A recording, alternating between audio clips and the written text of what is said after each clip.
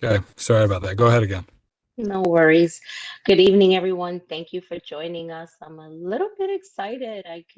These little boxes are making me excited to see that more people are joining our committee meetings. Today is January 24th, 2023, Tuesday. This is the Community Development and Budgetary Priorities Committee meeting of the new year. I am Serena Muniz, and I am the chair of the committee, and I am being joined by. I'm Malcolm, the co-chair of the committee. I usually jump in and introduce Malcolm. And Malcolm is going to share our agenda for tonight's committee meeting so that he can help us along.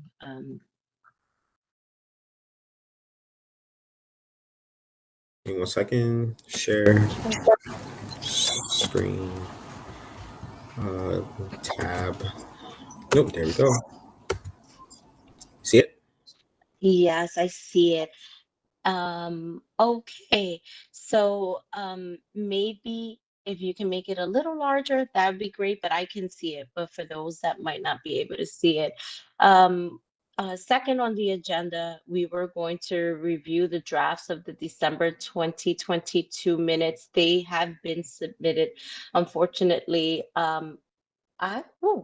is that a live? Is that a hyperlink to the minutes? Because I had connected with Jeremy previously and we were not, if it is, then maybe we could That hyperlink does not work. oh, it doesn't. Yeah, Okay, it doesn't work. Jeremy gave us gave me a heads up about it, but I saw it and I kind of got excited. We did submit our minutes. Unfortunately, they're not available right now for review in tonight's committee meeting, but we will be reviewing them. We will have to we could either review them on Thursday at our full board meeting and vote on them, or when we reconvene in March, because of the public hearing that we're hosting in February, we can, vote to approve them in March. So unfortunately, they're not available for everyone to review and to vote on. We are being joined today by Mr. Nicholas Stamper from the New York City Department of City Planning. He joined us at our very first committee meeting back in November, where we discussed, the community district needs report and the budgetary priorities. And so this is the second meeting or presentation that we're going to have from DCP to help us understand how to better present a narrative for our district. And so that when we do, as we move along, we're better able to maybe in language get better results. And so we'll start with Nicholas, and I see that Tun is also joining him, his colleague, and so thank you for that. Nicholas, would you like to start your presentation? Yeah, thank you so much, Serena, and thank you to the board and the committee for having me. Let me try to get my screen shared for this presentation real quick.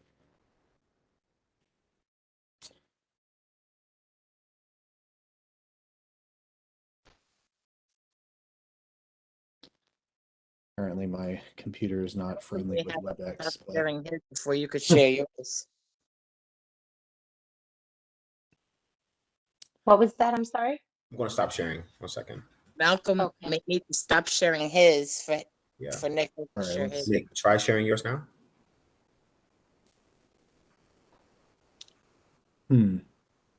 My computer's not having a great time with WebEx at the moment.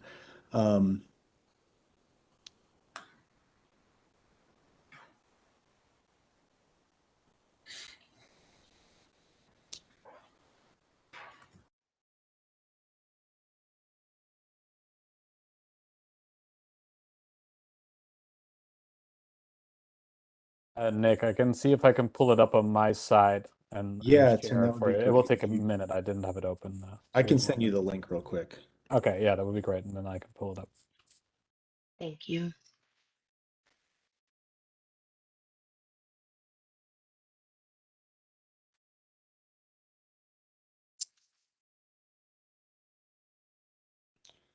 My apologies. The web we No don't worries. use WebEx a ton, and apparently my computer is not set up to screen share with it.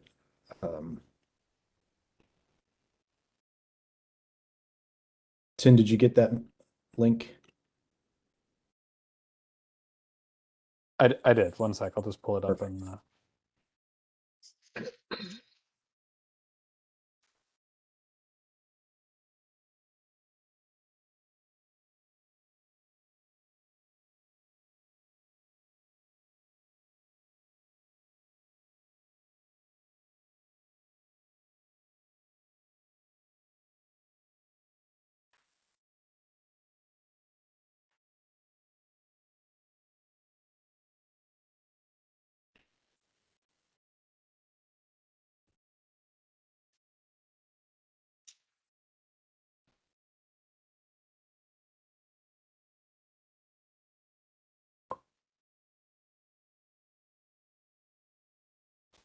Perfect.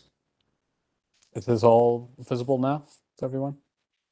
Yes. Yep. Thank you so much, Tim. Can everyone Yes. see it? Yes. Yes. Okay. If you want to, Tim, if you want to put that into presentation mode, we can just go through slide at a time.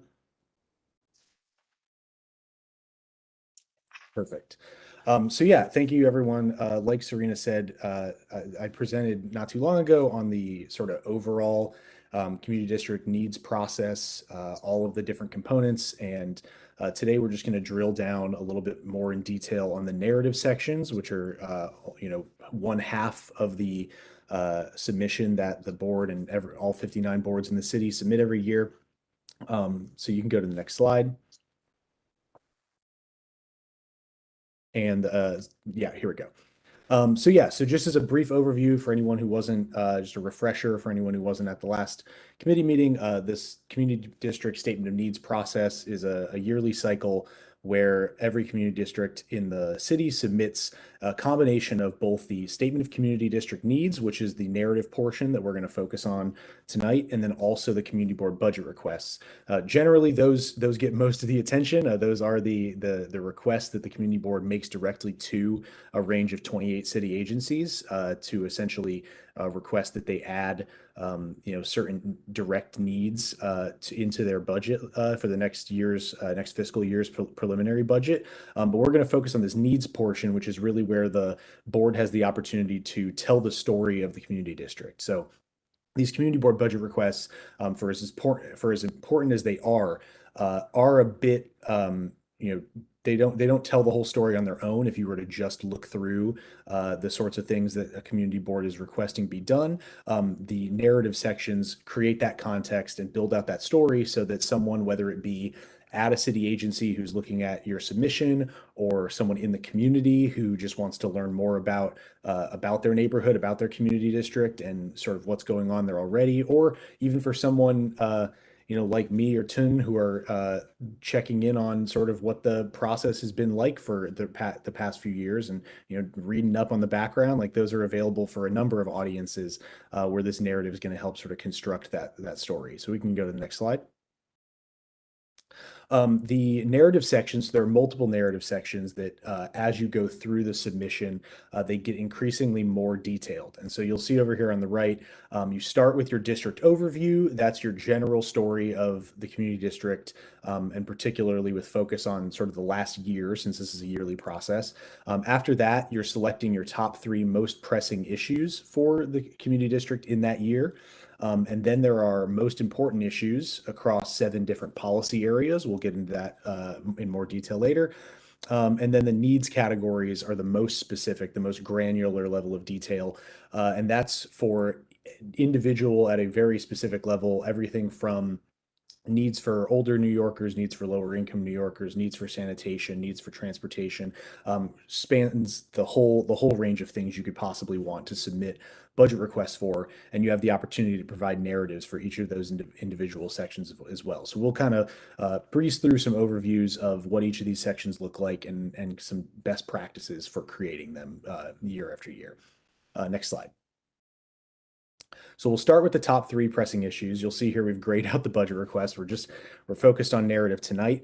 The top 3 pressing issues are for that year, and they don't necessarily have to change every year. A lot of boards, have issues that they deal with over the course of multiple years, and they remain top issues. It's also a great advocacy tool to tell these agencies that an issue you were having in a previous year is something you're still dealing with. And so you can keep those top 3 issues the same, but you're also going to, refresh that narrative content that comes along with it to help explain the context for why you selected what you did. Next slide, please. So here I just wanted to provide a little background. This is from this past year's submissions, the total of all of the community boards in the city, all of their selections for their top 3 pressing issues. And as you can see here, there's a lot to choose from. And so when you're starting this submission, there's all sorts of different directions you can go with. And a community board is probably often struggling with, well, there's something I could say about all of these, there or nearly all of them. Our community district, has a story to be told through each of these. How do I pick just 3? I've highlighted here the 3 that Bronx 11 picked for this past year, which are parks and open space, schools, and transit, buses, and subways. And so essentially the point here is that with all of these options to choose from, the narrative section really gives you the chance to justify and explain why was it out of this whole list did you pick the things that you did pick. And so it does become a very important tool for when you're sort of broadcasting to all these agencies and to the city at large. Here's what Bronx 11 is dealing with as our top 3 issues. This is where you provide that explanation. So next slide, please. Here's an example of an excerpt from a good top 3 issues narrative that we saw from a Brooklyn community board. So in 2020, this community board had selected their top 3 issues were economic development and recovery, land use trends, and schools. And this is an excerpt from their economic development and recovery narrative where they've mentioned sort of ongoing projects that the city had already made commitments to opening 100 miles of streets to allow greater social distancing during COVID. They're giving context for things that are already going on to sort of set the stage for why this is a need. They're telling the story with good supporting detail, really fleshing out this context, this bedrock on which the rest of the submission will rest. Next slide, please. Next up, after you've done your top 3 most pressing issues, you've set the stage for the major things that the community board is dealing with. Now we're moving into the most important issue by policy area. We're getting a little more specific in the detail we're covering. And these policy areas, there are 7 of them. Largely, they serve the purpose of allowing us to categorize the agencies that all the budget requests go towards. But on the flip side, for the community boards on the user end, it also allows you to talk more specifically about what the community board or community district is experiencing in each of those policy areas and get a little more specific. If we were just taking your top 3 issues, we obviously wouldn't be capturing everything. And so this is your next opportunity to get a little more specific. So next slide, please. Here's just a reference of those 7 policy areas. So you'll see the 28 agencies that these budget requests end up going to are split into everything from healthcare and human services to transportation and parks. And so in each of these policy areas, you'll select a most important issue and provide a narrative to explain your selection and how it relates to your community district. Next slide. So here's an example of a good, most important issue narrative that we saw from a Bronx community board. They had selected their most important issue in healthcare and human services was services for low income and vulnerable New Yorkers. And so specifically, you can see here, I bolded a couple things where they pulled specific statistics about issues that were facing their community and how different healthcare and human services related topics were impacting these low income and vulnerable New Yorkers. And this is sort of them drawing this thread through from the top 3 pressing issues down through the most important issue in this policy area. We're getting more specific, and they're building out this story so that someone looking through their submission can really understand what the district is experiencing, and eventually how the budget requests are addressing all of the things that were brought up in this story. So we're looking here at the level of specificity, and the supporting detail is adding a lot of quality to this narrative. Next slide. Next, we get into the needs categories. This is that most specific level. So you'll see here in this screenshot, this is directly from our submission form online. When you go into that healthcare and human services section, after you've selected your most important issue, level of detail where you can select needs for healthcare and facilities, needs for older New Yorkers, needs for homeless, needs for low-income New Yorkers. And for each of those, you not only get this option to input up to 500 words of narrative on that specific issue, but that's also where you submit those budget requests. And so this is where we're really linking one-to-one with the story we're telling, this narrative specifically for, in this case, this is the narrative box for needs for older New Yorkers. And then here are the budget requests that we're tying back directly to that narrative. So we're always keeping in mind that the narrative is setting the stage for why are we requesting the things we're requesting. These are, we see a lot of boards that don't put narratives for all of these needs categories. There are tons of them across the 7 policy areas. And so if it's a specific issue that your board doesn't have any budget requests in, some boards opt to not fill those out. However, when you do have budget requests in one of these needs categories, we highly recommend that you include also a bit of a brief narrative to give context for that. I've put here that the missing narrative is a missed opportunity. You have the opportunity to talk about at the highest level of detail possible those budget requests on that issue. This is definitely something that can help contextualize what the board is advocating for through those budget requests.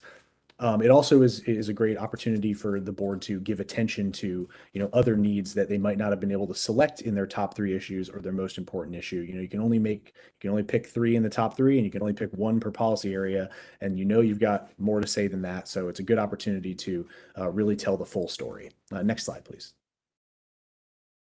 In addition to that little background, I've also put together some notes from Community Board 11's submission from this year, some positives and negatives that I picked out that can help sort of grow for the future, just as sort of an example. So next slide, please. So generally, we had a great submission from Bronx 11. We were in contact with people from the board as they were submitting, and they continue to be incredibly active in this process. Hence me being here to talk to you all tonight. And that showed in the submission, that level of care and detail. And so in the district overview, we saw a lot of great detail, but some of the details, some of the years weren't up to date. And this is just a good example of how, even if the issues stay the same, refreshing that detail can sort of help underline that, this is still an issue. We didn't not come back to this, but rather that we want to underline that it is still an issue that we're still advocating for. In the top 3 issues, we saw those were updated from the previous year, which shows a good level of attention to what's going on in the community district. And the narratives contain good specificity, but some of them were less than finished. And so that's a good way to round out the submission. In the most important issues, some narratives were alluding back to other narratives they related to. That's great for telling the whole story and really telling a cohesive story about what's going on in the district. But some of them were missing, which is understandable if it's a lower priority policy area. But again, that's the missing narrative is a missed opportunity. And then again, in the needs categories, the needs narratives were often very specific, which is great detail, but not all narratives aligned with having budget requests in that need. And so sometimes you're submitting budget requests about something, but you're not telling the story of those in particular, and we'd like to see those line up. Next slide. And now just to wrap up, we've got some support and some resources available to the board that can help provide these additional details, this additional level of specificity, the statistics, the background that help round out these narratives. Next slide. So these are sort of top 3 tips for the narrative sections. These most robust narratives are ones that are complete. So all of the narrative sections are complete, and the story that is told in full. Cohesive, you're telling one clear story where someone's reading all the way through the district overview down through your needs narratives, and they understand sort of where everything's coming from. It all makes sense, one after the other. And then complementary, at the end of the day, going back to that first slide, the needs submission in total is the narratives plus the budget requests. And so we want those two to complement one another. So when the narrative sections tell a story that is then reflected in the budget requests, it's that much easier for the audience, whoever it may be, to understand both what's being asked for and why. Next slide. And then here, you might remember from our last presentation, just wanted to reaffirm that we do have a number of DCP tools available online that can help fill out a lot of those added details in your narratives. Let's say you were, wanted to know more about previous community district needs statements from your board to compare and contrast with previous year. That's available on our community district profiles, which also offers a whole array of different statistics and information about your board and every board in the city. You kind of click around on an interactive map. It's a great resource. If you were looking for, where are all the schools in my district? Are you something else about facilities and other capital planning work that's going on in your neighborhood? NYC Facilities Explorer or Capital Planning Explorer lets you look into what's going on the city facility and capital planning side of things. Where is there, if you're looking at what the zoning is in your district, you want to know where is the commercial land use in my district. The zoning and land use application is a great place to go for that. And then New York City Population Fact Finder is where you'll go to tell the story through the numbers about the demographics of your community. So if you're looking for how many seniors are in my neighborhood, what proportion of my neighborhood is above or below a certain age, that's where you can go for those detailed population statistics. Next slide. There's also, and this is particularly relevant to you all in Bronx 11, a survey option that we've already discussed being able to offer for the board. So we're excited about working together with the board on a survey for the upcoming cycle, where we're able to host a survey online, distribute that link to members of the community, members of the board, to contribute their thoughts about the top 3 issues in the community, about the most important issues in different policy areas. That way, over the course of the submission cycle in 1 year and submission to submission year after year, we continue to see the community's input reflected in the submission that comes out at the end of it. And next slide.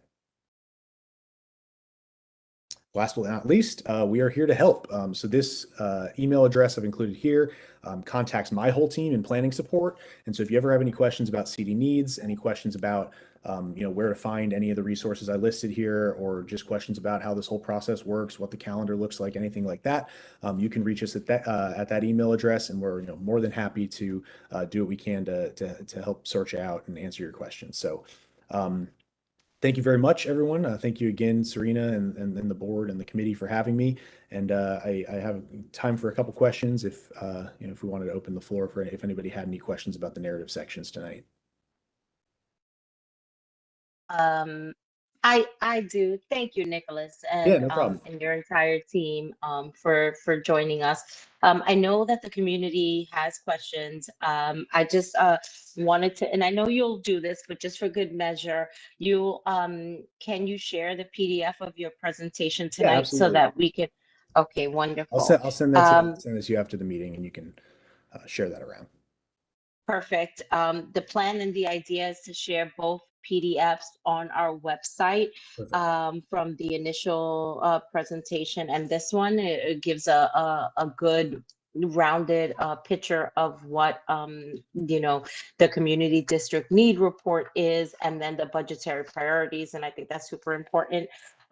You did mention the survey, and I just wanted to kind of circle back on the survey. The survey is available now on our CB11 website for everyone to view and to download and to submit to the DCP planning.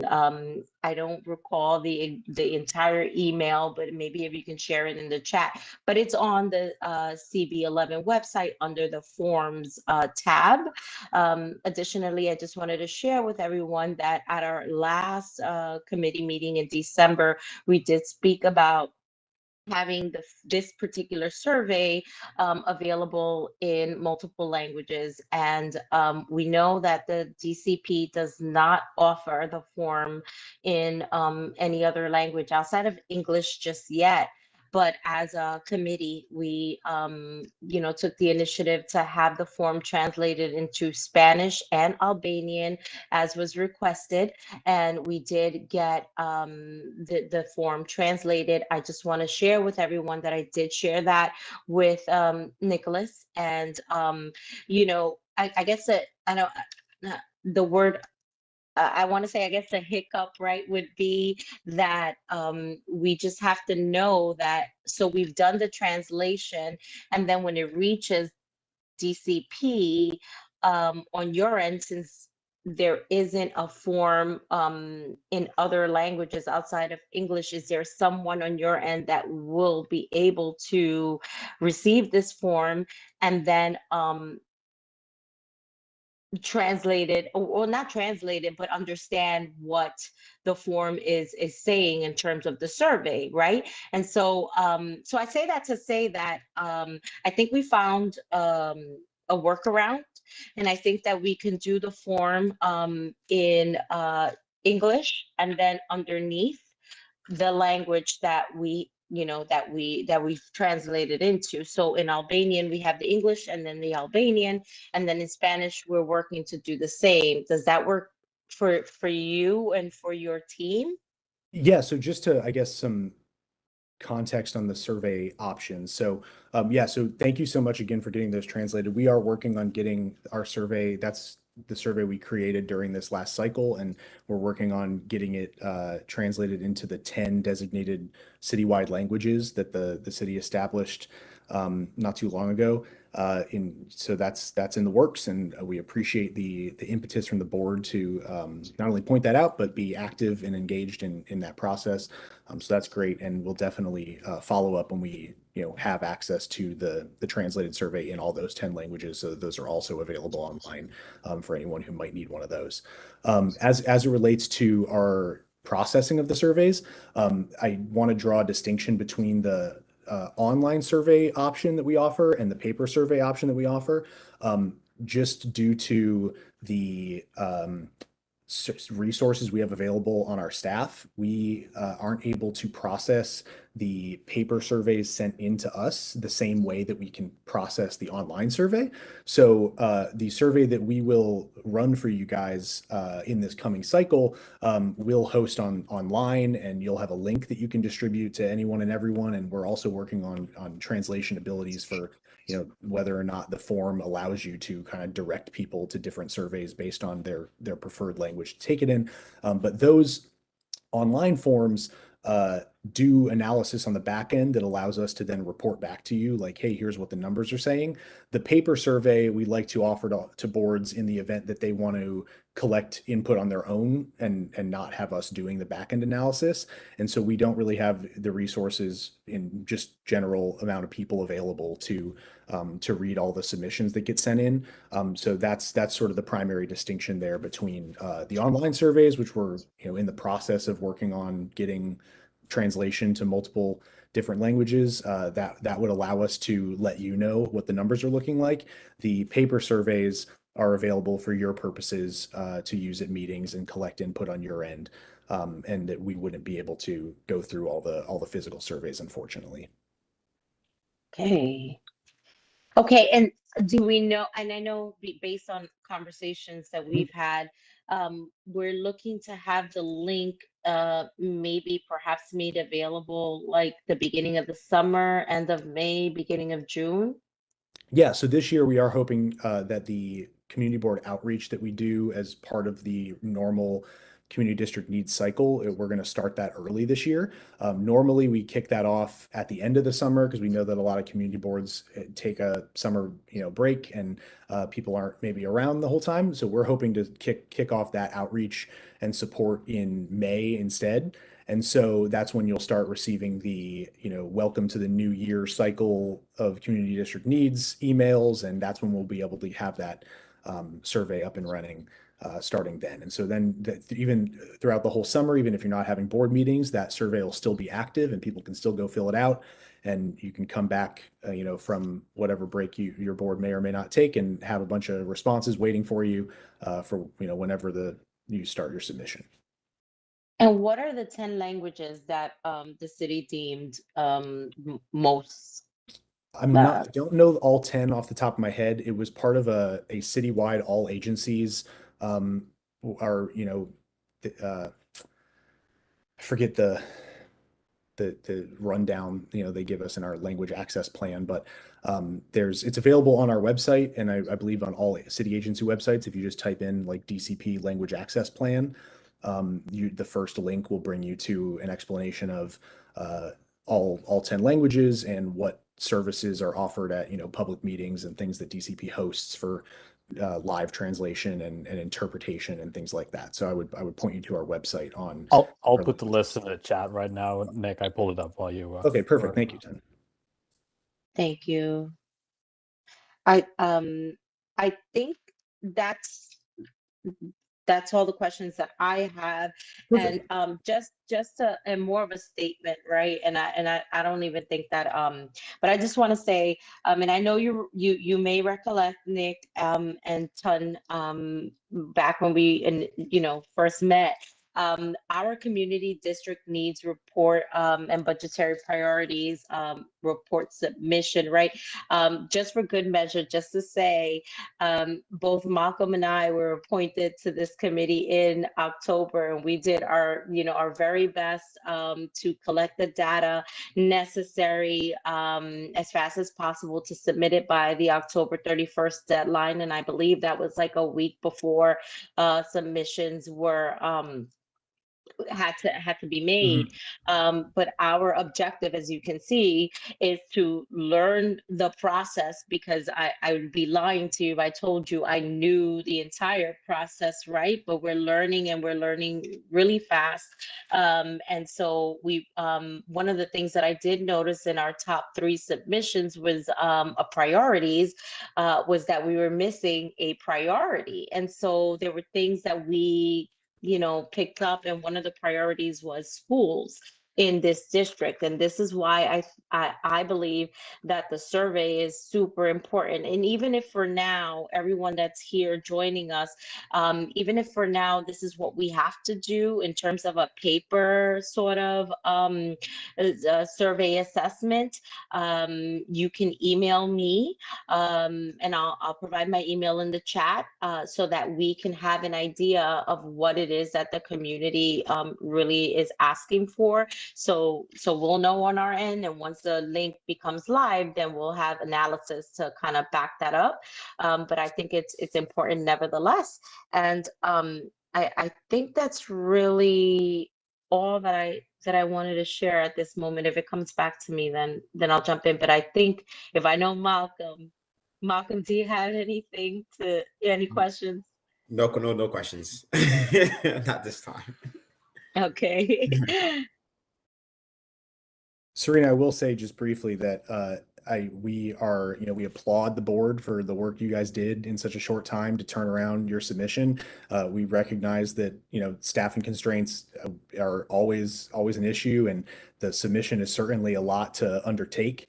And I can say from personal experience, as part of the very small team that at DCP that helps keep the CD needs wheels turning, that you guys were a board that was great to work with in getting that submission in and getting that completed. So we definitely appreciate the work you guys put in, and love that this committee is taking this process so seriously and engaging the public in CD needs.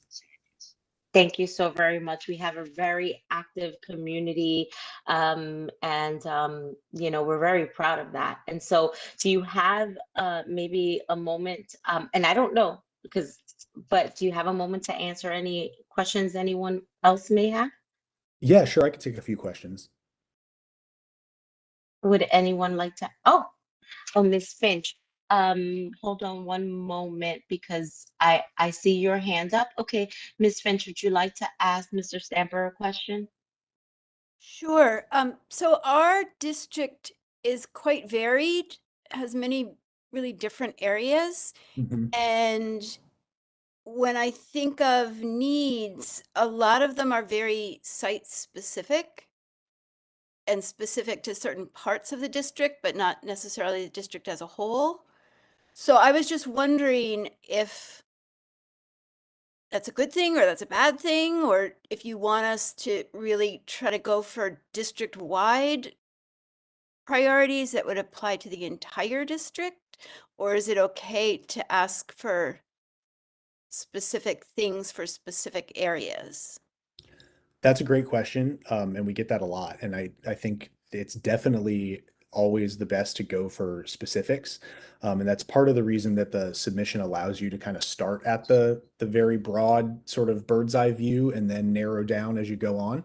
And so when you get down to the budget requests portion of it, that there's even a line item where you can add the address of a site that a specific budget request is for, and we heavily encourage that if there's a site available, that if you can say that a certain budget request applies to a very specific location, the agencies always love that level of specificity to know exactly what is being requested.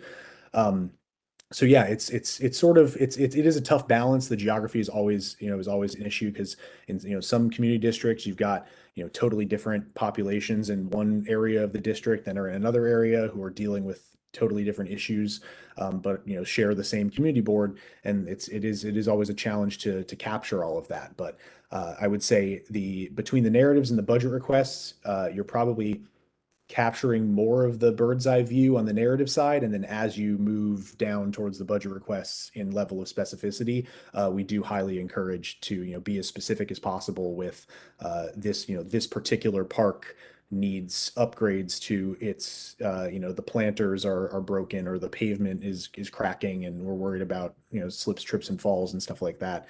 There definitely is space to be as specific as you want. And then related to that, how do you have any advice on how we decide on our top 3 priorities if we're a really big district with very different needs in different areas? Yeah, I mean, I think the best approach is the one that Serena's already undertaking, which is to get the surveys out there as early and to as many people as possible.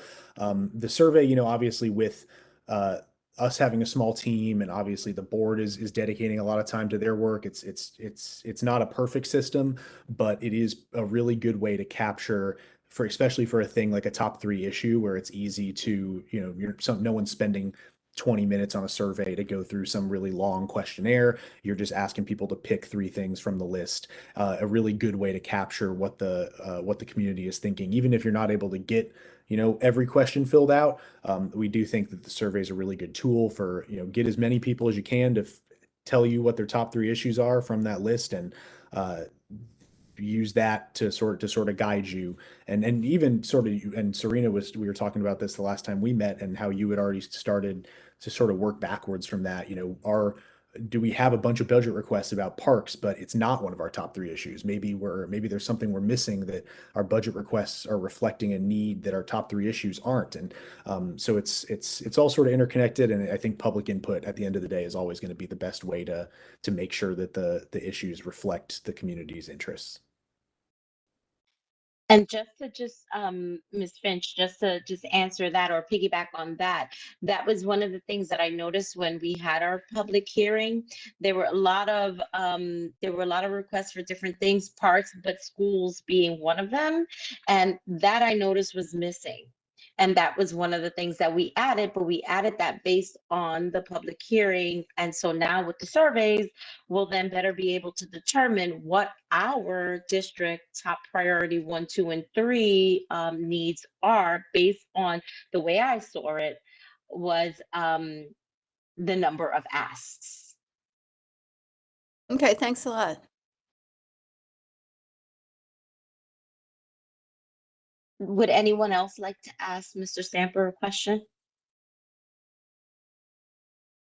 Let me just read the chat really quickly.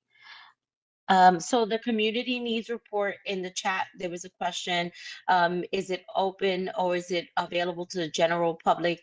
Not the community needs report, let me circle back, the survey. And yes, it's a community-wide survey. It's available on our CB11 website under forms. I don't know if you joined us when Nick was giving the presentation or we were asking questions, Ms. Kay, but event by May or June, there will be a link available for direct submission to the Department of City Planning, where they'll be able to gather this information and then provide CB11 with an analysis of what our community is asking for. Right now, what we do have available to us, and we wanted as a committee to make it available to the community, was the fact that this survey does exist. And for us to get a sense of what the community is really asking for. And so even if you download the survey and you email it to DCP, they may not have, because they're lean, as Mr. Stamper mentioned to us, the ability to include an analysis and feedback to us, but I welcome all of the submissions. You can email me at cbserenamuniz@gmail. Well, CB11, I'll put it in the chat. serenamuniz@gmail.com. I'll take all of the submissions, and then that'll also help us because then we're going to be preparing for the next fiscal year submission, right? So that'll help us determine what our priorities are. So, I guess then the next question in the chat was DYCD used to do this, if I remember correctly. And I believe they still do this. But can you talk to that, Nick, like what the difference is between the Department of City Planning and the DYCD survey? I'm not sure I'm familiar with DYCD or their survey, so no, I can't, unfortunately. Okay. I did attend the meeting. I know what you're talking about, Ms. Cardona. Okay, and we do have another oh wait, I'm sorry, I don't know who was first. But if you wouldn't mind, Malcolm, you know who had their hand up next? Yeah, I saw Charlene's hand up first. Charlene. Miss Lader, would you like to ask a question? Yes, and I don't know really who it's for. We know that there's a survey available. What specifically is the community board doing to actually reach out to the community and get the word out that this is there? I mean, what exactly are we doing? Because I'm asking this because we know how split this community is. And we know that there's a certain part of the community that knows about these things. And then there's another section that really doesn't.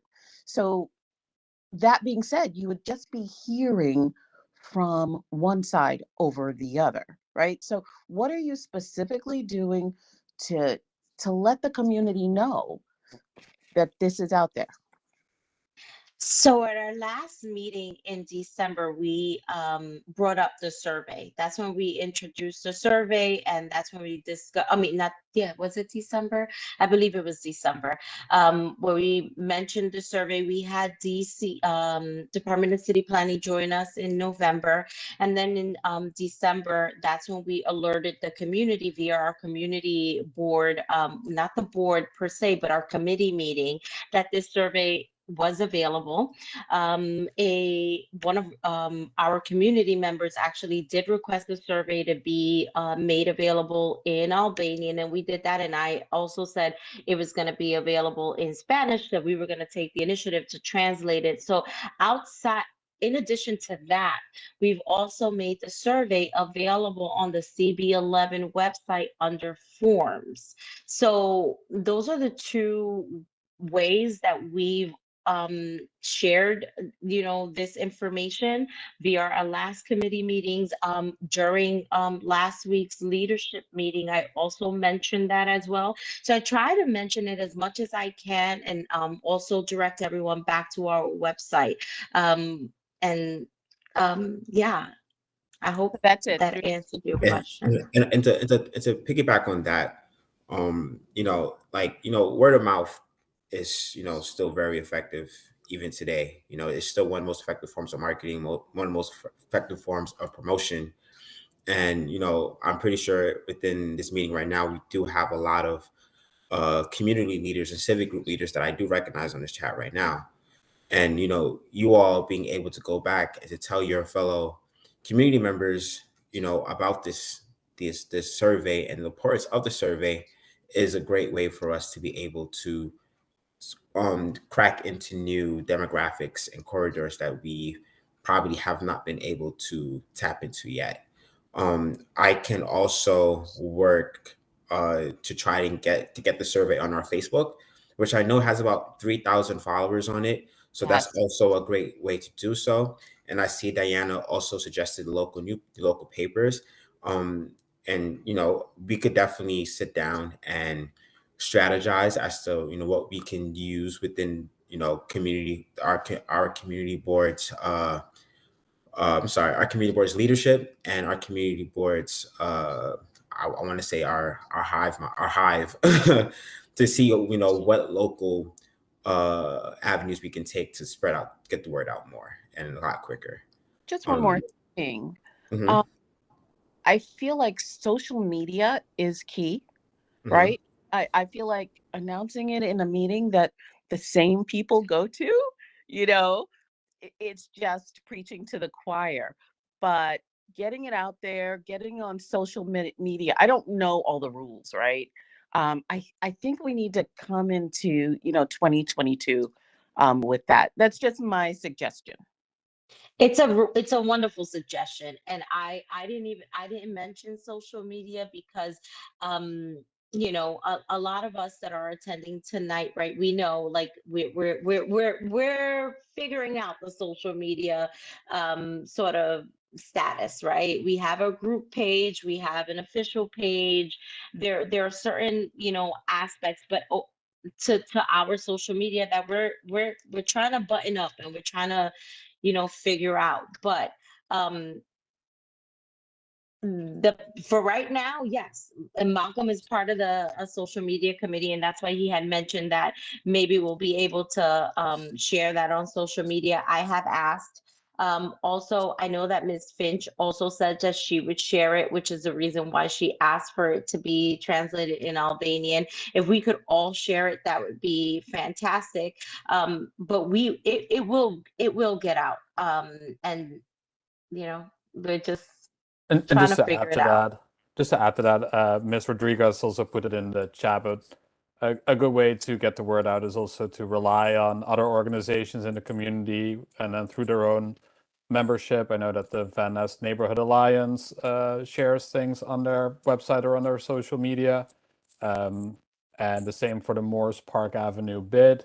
They get the word out as well. So I think if you use those or work together with those organizations as well, that will just spread the word even faster throughout the whole A community lot of our and reach a board bigger members, group. well, just so that you know, and we will, because I'll ask Jeremy to send this to the full board and encourage everyone to share. And a lot of our board members are members or chairs of the Van Nest or the Morris Park Avenue bid. So we'll do that. Miss Roxanne. Yeah, Hello. hello, good evening. Good I just evening. wanted to mention, social media is very, it's free basically. It doesn't take much time. It's a good tool, which is why I think the Facebook official group page should remain official, because once it becomes unofficial, it becomes basically a private social club where you won't reach certain communities. As someone just mentioned earlier, it seems like the board focuses on certain communities. The other communities that was mostly demographics are majority people of color, low income. So low income, they work, but they make small wages. Those people seem to be not geared to or targeted for some reason. They're not really, community board seems to turn a blind eye to them. It's been going on for years. In fact, before you were on this committee last year, I was the only one that attended the public hearing for the budget for FY23. And I was the only person who spoke, and your district manager still limit me to 2 minutes. So the meeting lasted only 2 minutes because I was the only one there present, and this manager refused to allow me to speak longer than 2 minutes. That kind of behavior discourages people from attending meetings and providing suggestions and being part of this community board, because this community board, as we can see, is not functioning well, and you need the community to support you to get things done. When we have proposed projects that doesn't benefit the community, we need the community that resides in that proposed site to get involved, and we don't have that in certain communities like Allerton, Pelham Parkway, Bronx Park East, Bronxdale, because those communities are mostly the working poor, majority immigrants, majority people of color, and those are communities that the community board teams tends to neglect. So going forward, I'm hoping with this new committee that sounds promising, that we don't allow this Facebook page to become unofficial, and we allow to get input from people other than this choir, the same 4 or 5 people that attend the meetings. And I have to say, a lot of those people are not in touch with what's really happening with this community. Thank you. Thank you so much. And it's our hope that the survey will help. And we hear you completely. We'll work at getting the survey up on the Facebook page and directing people to the website. We'll do that. We can ask, right? And then we also have to wait to hear, there's a lot, right? There's so many different committees, but we heard you. And so hopefully by having it on the website, also by putting it on social media and talking about it, and then hopefully everyone sharing it, then we'll be better than we were. And then we'll just get better is my hope. And so I'm very grateful that everybody has joined us, and that everyone is sharing. Is there anyone else? Miss Roxanne, are you your hand is still up? Did you have another question for Mr. Stamper? No. Thank you for your Okay. response, and also I'll wait for the gallery session. Okay. Thank you so much. Thank you. Thank you, Sure, Roxanne. you're welcome. Bruni? Yes, good evening. Yes, about the survey, I was just something that came on, besides also having them in media and sharing it, because I have worked in surveys a long time. I remember Richie Torres, I think there was a survey. I don't know if it was not for, well, I don't remember exactly. It was for the kids, this participatory budget for 14 and up. But anyway, the point is that somebody mentioned in the chat about seniors that, and there's a lot of people that don't come out or don't have media. And, we all so many groups, it wouldn't be it would be a nice idea within the group that they have a couple of people that get together and go to these places, if it's possible, or and the board allows to take, to print out surveys and bring them to them and exposing, ask them to fill out the surveys. That's really my Thank you, Rooney. I think that's a very good idea. Thank you. I think we do have the capability of using our I believe it's community members, Serena. So I guess that's something that we can possibly discuss to see if we would like to have a few community members that we can use for that outreach. Yes. So you're referring to like community members that are part that can join a committee, right? Yeah. Okay. Yeah, we can do that. If anyone would like to join this committee, we would be, open to that. Community members that would love, that would like to be a part of this committee, that would be fantastic. Even board members, because there's this the dynamic too right now, but it'll grow. But nevertheless, to your idea, Ms. Bruni, if we can't get there in person, I did ask in the chat for a list of different community senior centers, but I'm privy to them. I'm just saying, if anyone would like to share, it's great, but I could directly contact the directors of these programs and share the PDF of the survey, and then and maybe even one day go in when they're having maybe I don't want to say lunch, or or an activity that I can go and speak to them. I'm Yes. happy to do that as well. We're both happy to do that as well, and that'll Yes. we'll talk about that a little bit later. Thank you. In the program. Sure. I think does anyone else have questions for Nick?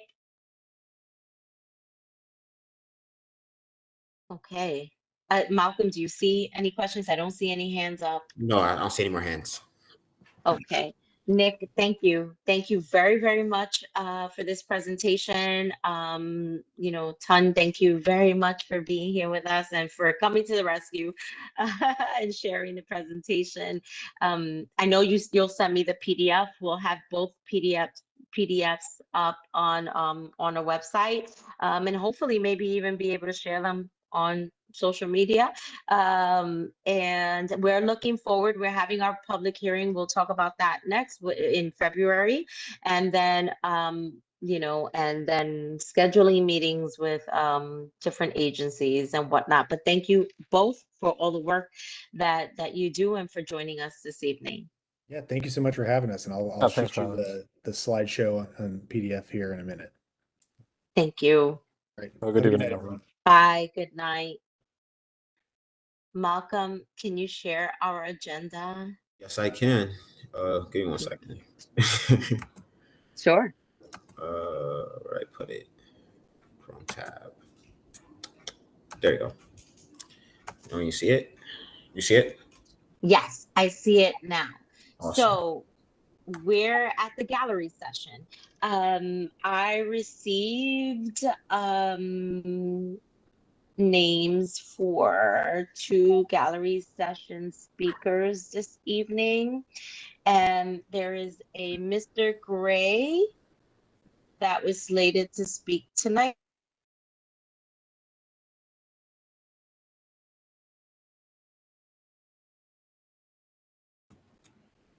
Serena. I think she disconnected. Give me 1 second.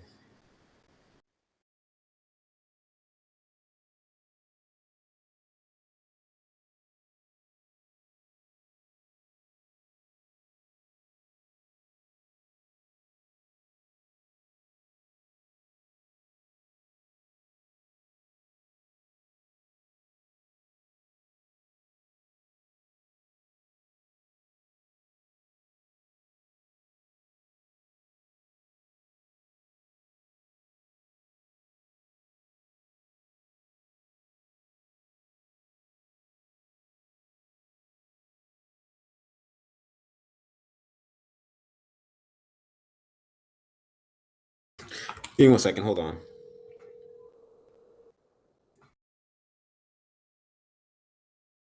Okay. All right. Can you hear me? Yeah, I hear. Well,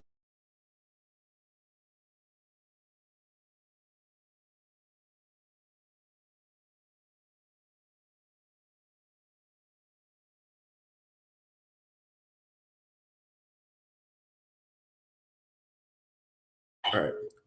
Okay, so I know from our list we have Greg Klipbach. So you can speak if you're here. Greg? Greg?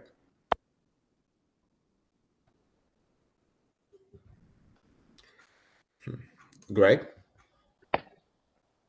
Hello, can you hear me? Yes, I hear you now. Hi, I very much appreciate the opportunity.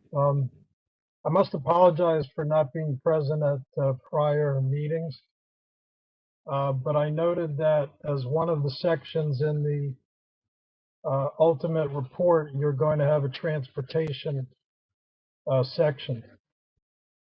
And obviously, when we're talking about transportation, I would assume the first and foremost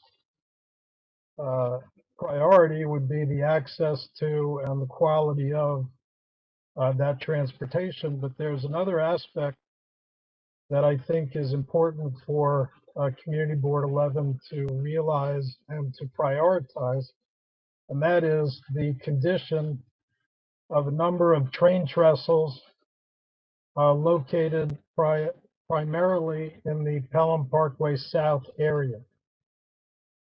You may have seen that a number have already been marked with engineering markings on them, suggesting that future work is planned. Some of us have worked on getting this addressed for a number of years, myself included. I think this is a critical moment for the board to indicate its interest in what the New York City Transit Authority plans to do and provide its input as part of that process. I appreciate the opportunity. Thank you. Thank you very much.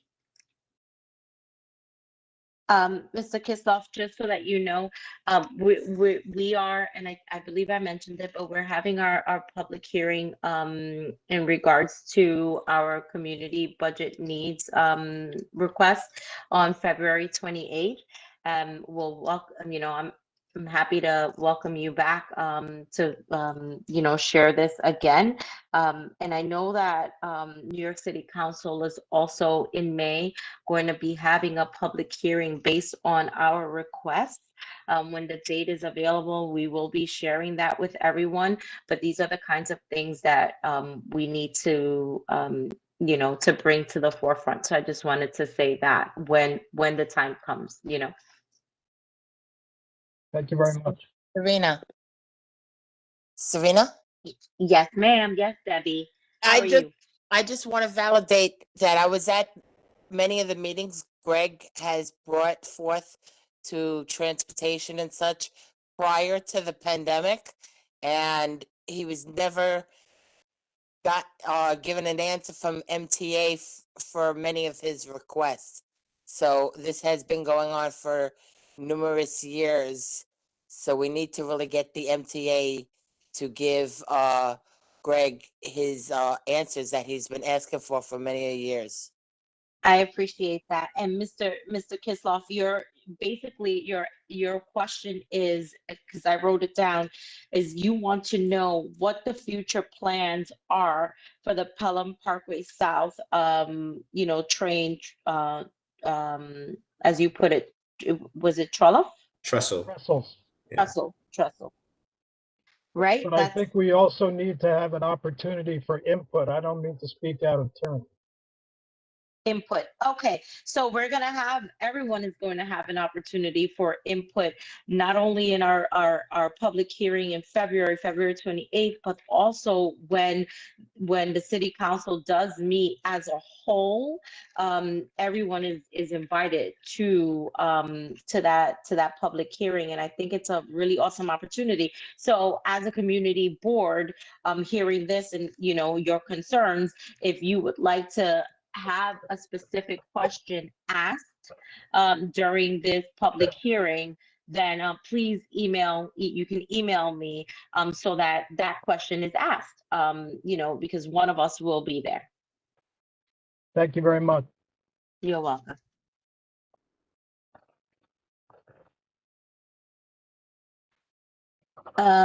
I believe Ms. Slater was next.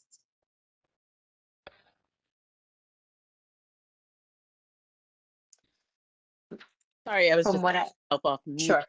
So I did think that this was the meeting that's coming up because I did request a parks department upgrade in the dog park, but I think this is probably not the right meeting to discuss that. Am I right? Yes, our public hearing is going to be on the 28th of February. So the preliminary budget was released last week. We're all mulling through the answers that we got, and then that would be the time that we can talk about that. Perfect. Thank you. Sure, you're welcome. That's all you can hear from me tonight. Oh, well, have a very good night, and thank you for joining. Let's see who's next. Ms. Finch? Yes, I just wondered if Mr. Kislov could be really specific about what locations he's talking about. Absolutely, if the chair has no objections. No, no objections. I think I know exactly what you're talking about, but please. Okay, Yeah, I don't know exactly. I'd be happy to list the locations, Ms. Finch, and I appreciate the opportunity. Yes, please. The first one is located underneath the Morris Park Station, notably known as the Bogart and Colden Avenue Trestle. The second one would be the Mulliner Avenue Trestle, located between Leidig Avenue and Brady Avenue. Mm-hmm. The third would be the Matthews Avenue and Brady Avenue Trestle. The fourth would be the Bronxdale Trestle, located between Neal and I guess Hunt Avenue.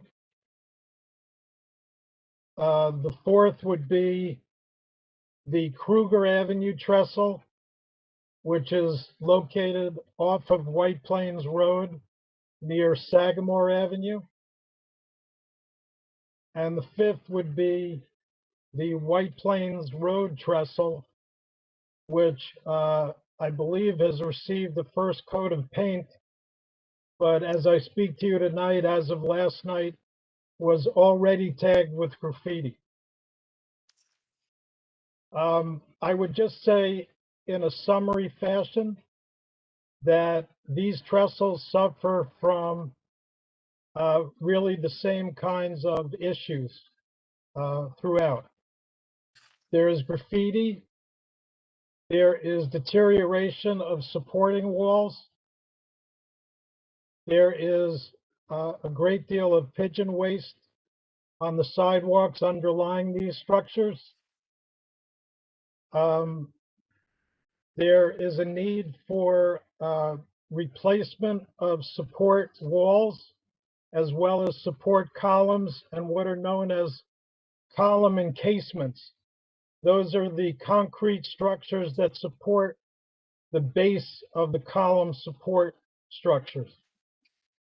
So from both a safety as well as an aesthetic point of view, I believe these facilities are a very significant part of our Pelham Parkway South community area and deserve our attention because they're used by pedestrians and by motorists alike, and they essentially help to define part of the character of our community. And I think that they deserve our respect and attention. I would also just add one small item, and I'm sorry to take so much of your time. I was No, it's doing some okay. research because I was struck by the fact that there are actually carvings in many of the pedestals located at these facilities.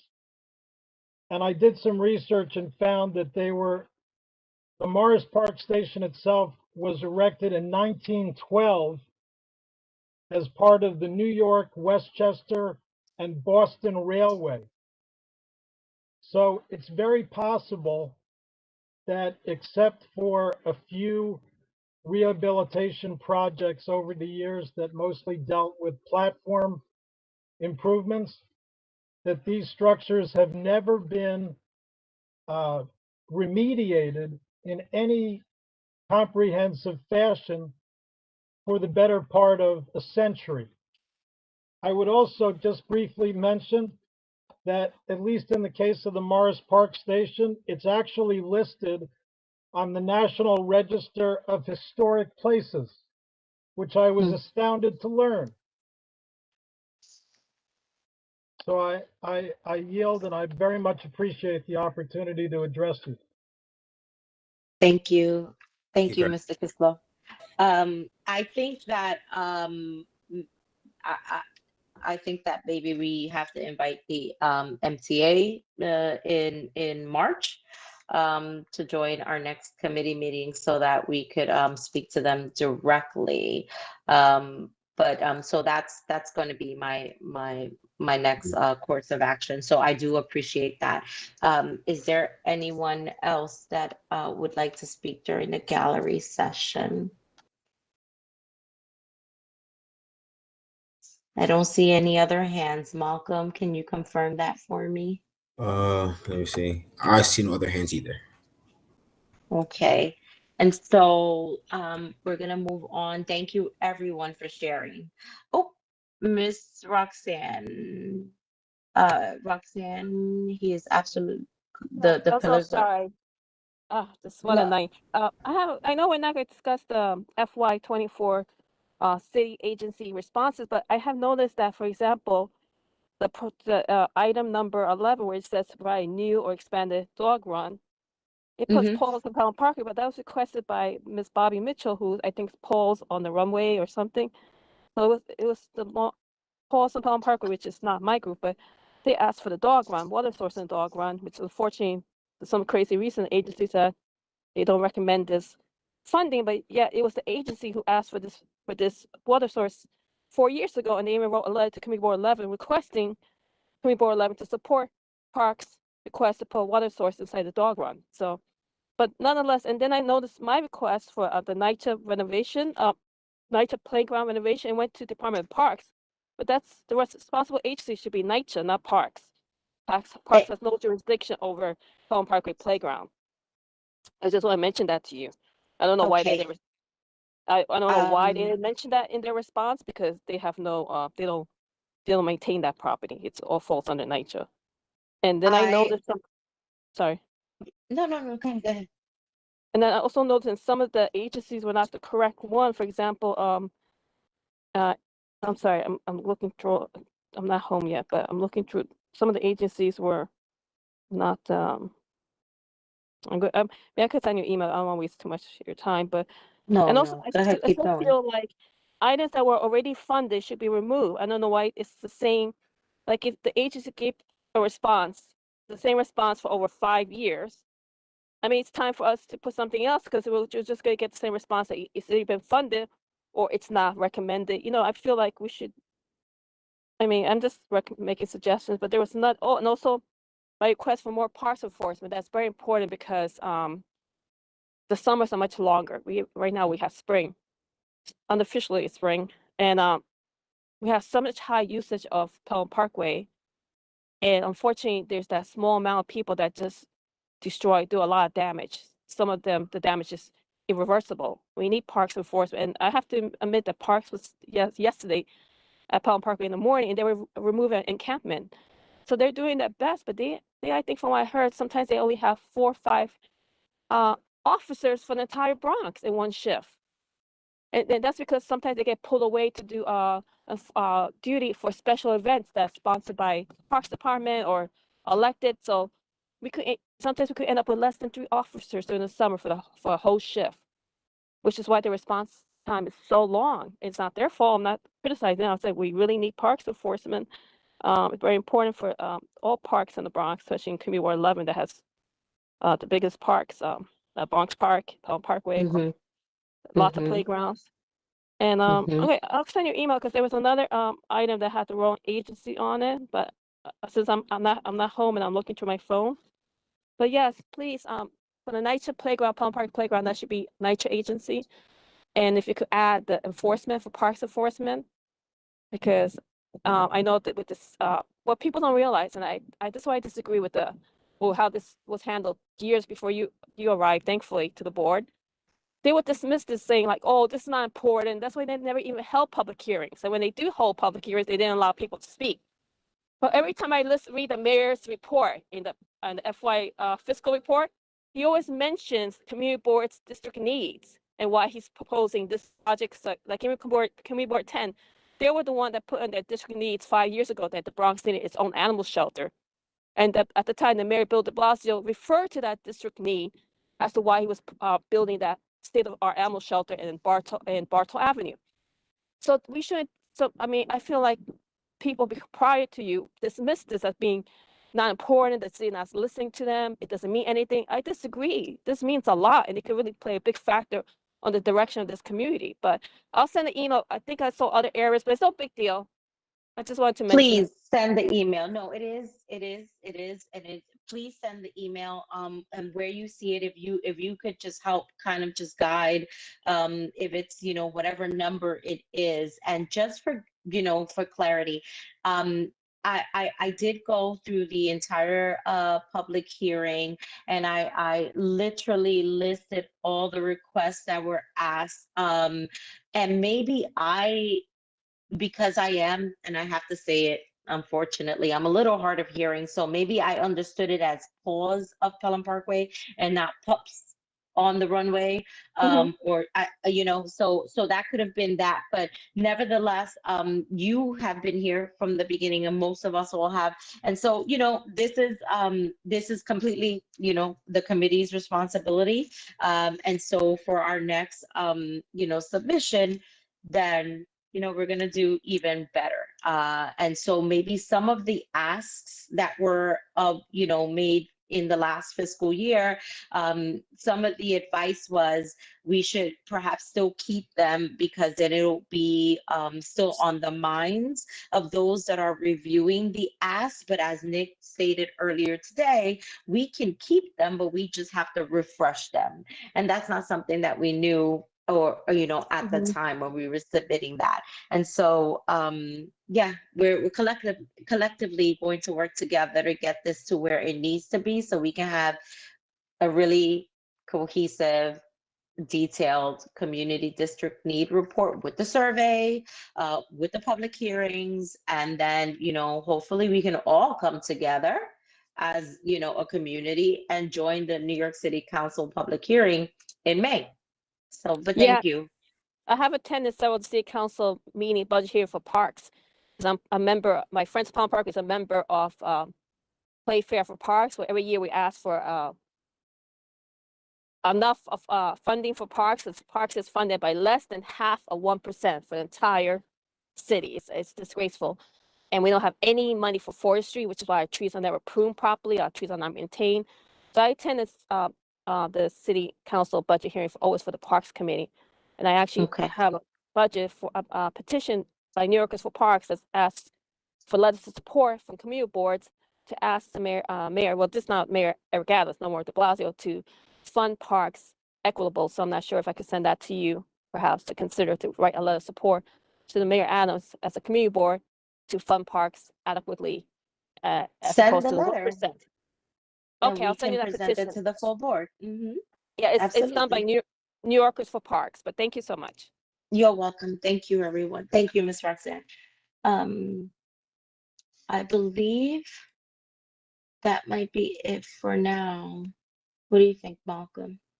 I'm not seeing anyone else on this list. Okay, so Yeah. I think we can move on to old business.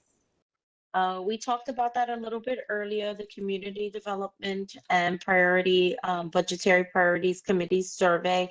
That's available through this hyperlink, the one that's available in English. I'm assuming it is. I don't want to click it and then lose everyone, but I know it's on the website. And then based on what Nicholas has said earlier, he's going to get back to us with regards to the Spanish and the Albanian. But once that's kind of like cleared, then we'll put that on the website, and then you'll have my email, and then you'll either submit it to the committee, and then we'll have that until the city has the actual link available where you can submit it. Even though the city says you can email them, they clearly said tonight that they don't have the bandwidth really to do much with the survey. But nevertheless, as a district, you know, in this committee, we should know what the community is asking for, right? Because that'll help us determine what our top 3 needs are. And then B of old business is the development of Bronx District 11 site visits.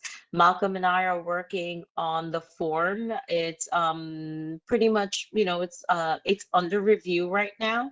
And the way that we're thinking about doing these site visits, first of all, it's not mandatory. So I have to preface that anyone can ask for anything that they deem necessary within this community during our public hearings when the time comes for submission. And we don't have to do a site visit. It was just, this was initiated based off of someone requesting that we come to a site visit, but we don't have to, but we're more than happy to go.